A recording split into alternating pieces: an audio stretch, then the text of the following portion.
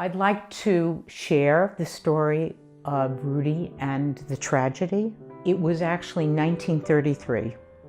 So my great uncle was 25 years old at the time, and he had driven all the way from California, from LA, where he was a concert master on a radio station, all the way to New York. He was then received a telegram from his former teacher, and his name was Albert Fuchs.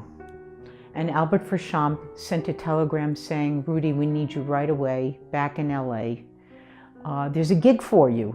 So Rudy decided to go back by train. He had a pretty long layover in Chicago and decided to explore the Chicago World's Fair. And last minute he said, "I think I'll go up in one of the seaplanes that was offered, a Sikorsky seaplane, that gave him an overall view of the fair," and decided then to check his violin into a locker, and this way he could go up in the plane. Within a very short time, I don't know how long it took because the plane was struggling, it hit wind, and then it went up and down, and the plane eventually went up into flames. There were about 9 people on board. They didn't know that he was on board at first because he hadn't signed up ahead of time, but my grandfather actually identified the body. My father, when he was 10 or 11 years old, used to listen to Rudy play in his practice room, and he was the only one allowed in his practice room. And I always was jealous of that when my father told me. I said, "How is it that you heard him play and I didn't?"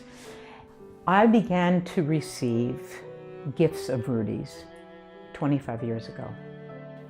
I received an email from an unknown sender and apparently purchased Rudy's original viola from 100 years ago.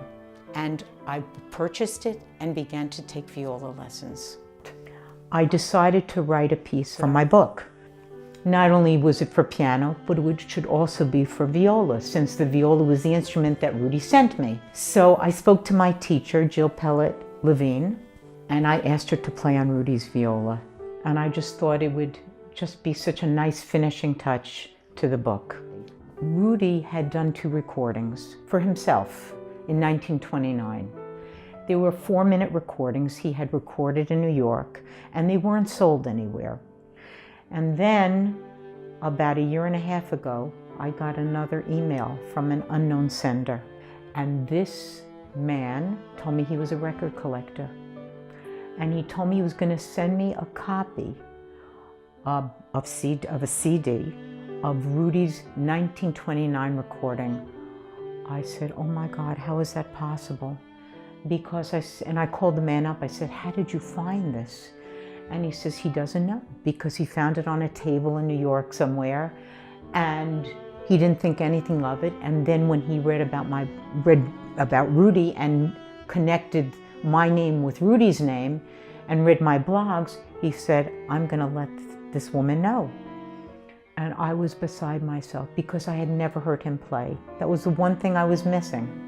After receiving all of this stuff, I said, "You know what? I feel a responsibility, and I feel that it's my almost obligation to tell his story.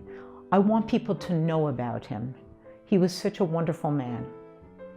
And so even though I received all these gifts, I decided that the book title should be The Gift of Rudy, because ultimately he was the gift. It wasn't the gifts that he sent me, which were amazing, but he was the gift to me.